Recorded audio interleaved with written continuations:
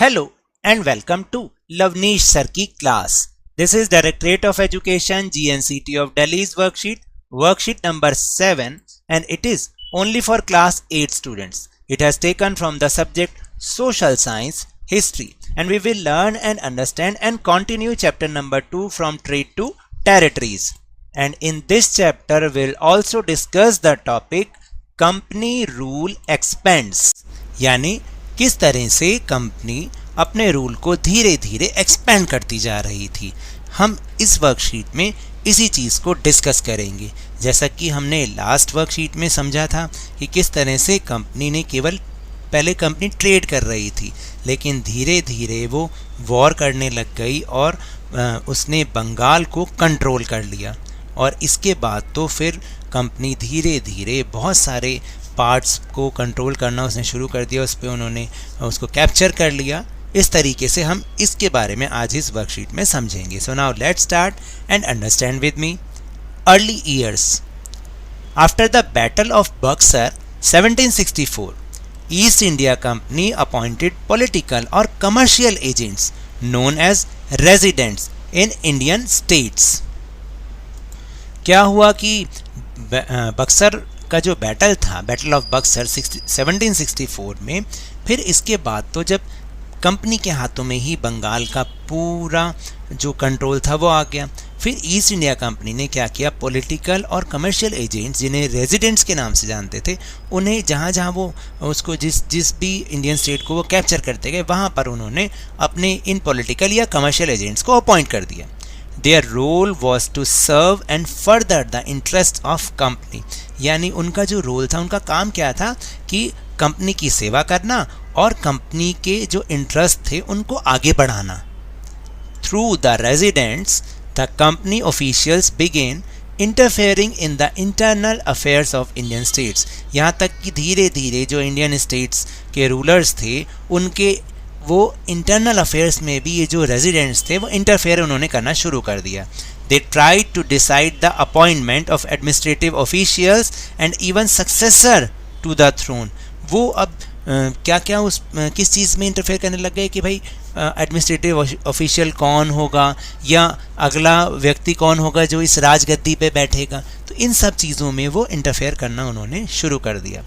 Sometimes the company forced the states into a subsidiary alliance. देखिए ये एक बहुत जो एक उनका प्लान था ब्रिटिशर्स का, subsidiary plan.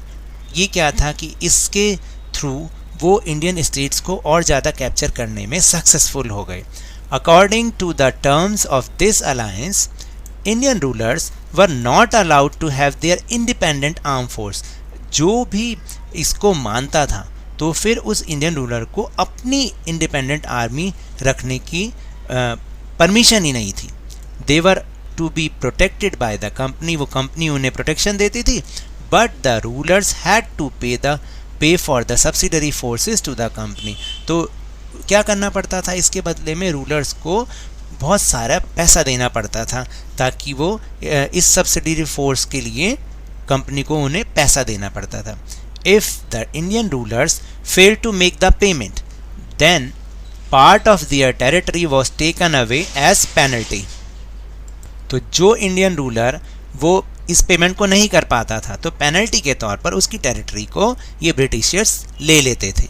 For example, when Richard Wellesley was the governor general at that time, Nawab of Awadh had to seize half of his province in 1801 when he was unable to pay for subsidiary forces. तो देखिए जब Richard Wellesley governor general था उस समय जो अवध के नवाब थे उनका आधा जो उनकी रियासत का भाग सिर्फ इसी सब्सिडरी अलायंस के तहत उन्होंने ले लिया था, क्योंकि वो सब्सिडरी फोर्स के लिए जो पेमेंट करनी थी वो पेमेंट करने से वो कर ही नहीं थी उन्होंने. Hyderabad was also forced to cede territories on similar grounds. और हैदराबाद को भी कई सारी अपनी टेरिटरीज देनी पड़ी थी सेम इसी तरीके से. And then the next topic is direct confrontation. अब कंपनी क्या करने लग गई, पहले तो वो ऐसे इनडायरेक्ट वे से कैप्चर कर रही थी इंडियन स्टेट्स को, फिर वो डायरेक्ट कन्फ्रंट्रेशन भी करने लग गई, डायरेक्ट लड़ाइयाँ भी लड़ने लग गई वहाँ के रूलर्स से. After gaining strength in early years of the company restored the direct military confrontation when it saw a threat to its political or economic interest. जब कंपनी ने देखा, जब कंपनी ने ताकत प्राप्त कर ली, तो उसने देखा कि कहीं पर भी अगर उसके पॉलिटिकल या इकोनॉमिक इंटरेस्ट को कोई मुश्किल हो रही है तो वो डायरेक्ट मिलिट्री कन्फ्रंटेशन मतलब डायरेक्ट अपनी सेना के साथ लड़ने से भी पीछे नहीं हटी. This can be understood through the following 2 examples. इसे हम नीचे लिखे हुए 2 एग्जाम्पल से बहुत अच्छी तरह समझ सकते हैं. First example of Tipu Sultan of Mysore. Mysore जो कि कर्नाटक में लोकेटेड है. Mysore had gained strength under the leadership of rulers like Hyder Ali 1761 to 1782 and his son Tipu Sultan 1782 to 1799. यानी मैसूर ने पूरी अपनी जो ताकत हासिल की वो जो वहाँ के रूलर्स थे ना हैदर अली और उनके बेटे टीपू सुल्तान, उनके रूल में, उनके किंगडम में मैसूर एक बहुत शक्तिशाली रियासत बना हुआ था. Mysore controlled the profitable trade of Malabar coast where the company purchased pepper and cardamom. देखिए जो मालाबार कोस्ट है वो केरला में है और उस समय जो मालाबार कोस्ट पर जो भी कंट्रोल था वो किसका था? मैसूर का था. तो ये जो मैसूर था वो वहाँ से कंपनी क्या करती थी? पेपर और कार्डमम यानी काली मिर्च और इलायची का ट्रेड करती थी.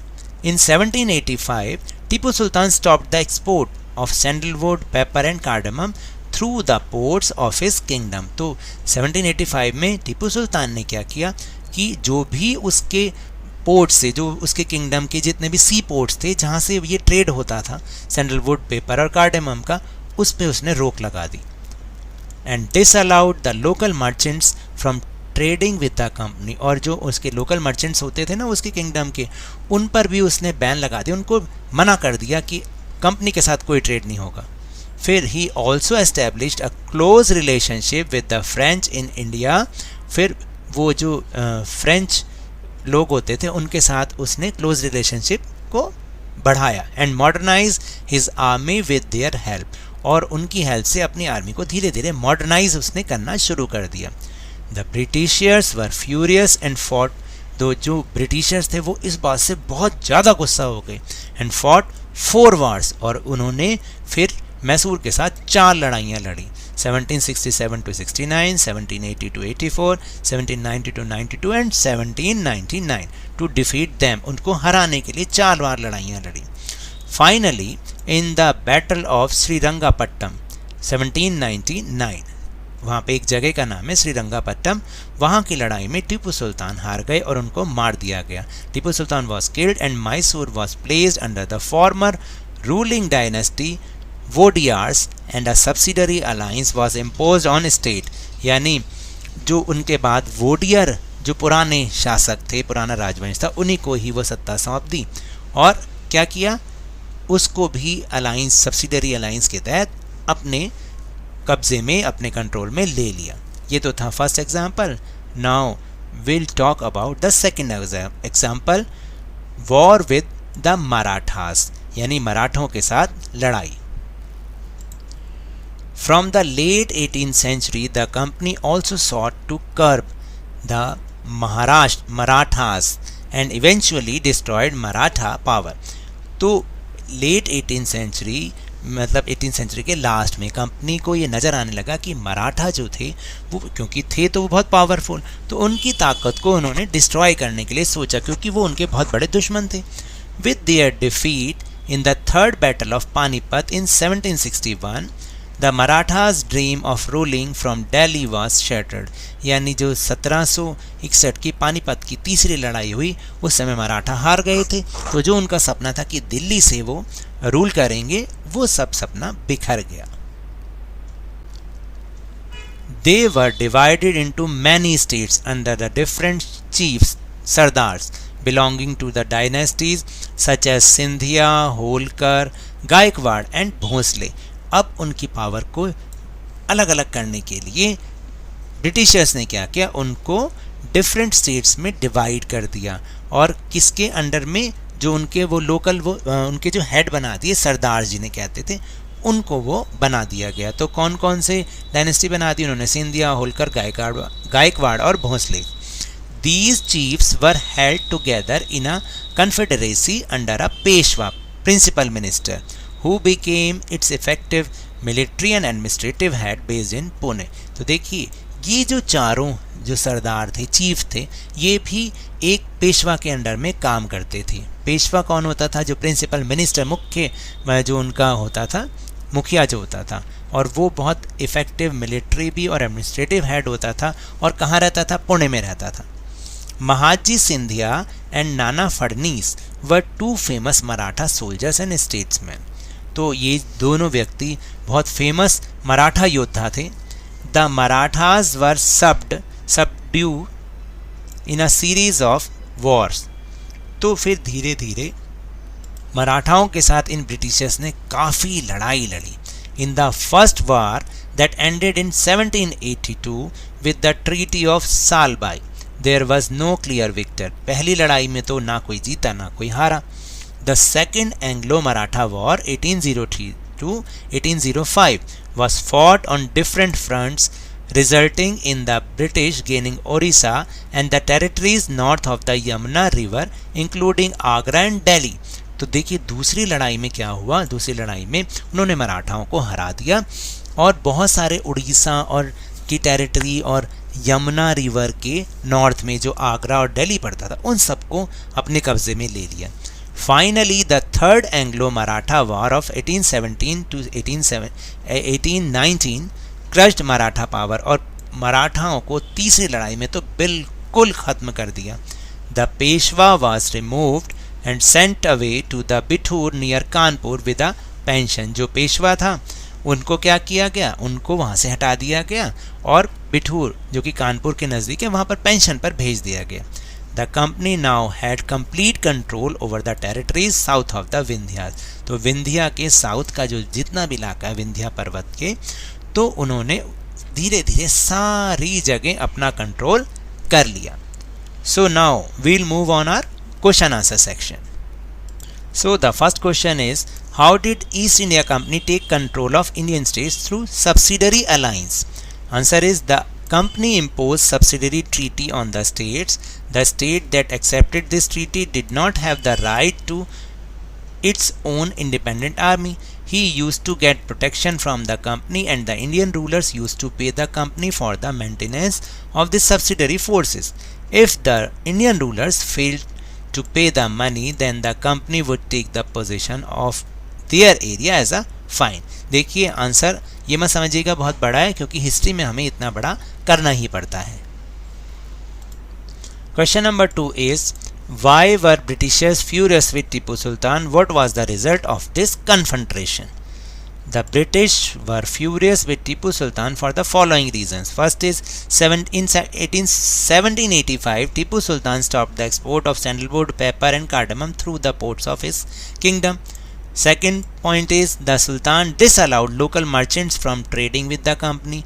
And the third point is, he also established a close relationship with the French in India and modernized his army with their help. As a result of this fight, the British fought with Mysore 4 times. Then the question number 3 is, which were the major dynasties of Maratha power? How was Confederacy ruled? The answer is, Sindhya, Holkar, Gaikwad and Bhosle were the major dynasties of Maratha power. These chiefs were held together in a confederacy under a Peshwa principal minister who became its effective military and administrative head based in Pune. Now the last question, question number 4. How were Marathas subdued by the company? There were 3 wars between the British and the Marathas. After the second war, several areas including Agra and Delhi, north of Orissa and Yamuna, came under British occupation. At the end of third war, the British completely crushed the power of Marathas. Then Peshwa shifted from Pune to Bithur near Kanpur on pension. In this way, the East India Company took Marathas under him. So now that's all for this worksheet. अगर मेरे इस तरह समझाने से आपको थोड़ा सा भी समझ में आया हो तो इस चैनल को ज़्यादा से ज़्यादा सब्सक्राइब कीजिए, लाइक कीजिए और बहुत ज़्यादा शेयर भी कीजिए। और हाँ, मेरे साथ इसी तरह वर्कशीट को समझते रहिए, लेकिन ध्यान और मन लगाकर पूरी मेहनत के साथ पढ़ते रहिए। And if you want to protect from corona virus then please wear a mask, क्योंकि जब तक दवाई नहीं तब तक कोई ढिलाई नहीं। Thank you very much.